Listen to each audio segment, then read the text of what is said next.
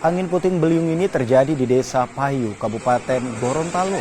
Dalam rekaman yang diambil warga, angin puting beliung memporak-porandakan rumah warga. Warga pun sempat panik dan mencoba menyelamatkan diri.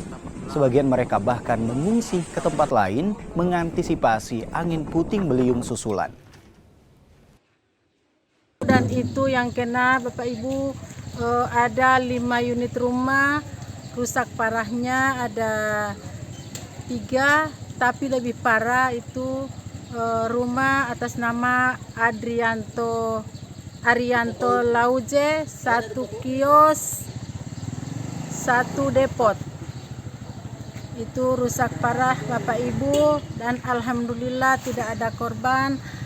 Tapi sen-sen itu dibawa oleh puting beliung.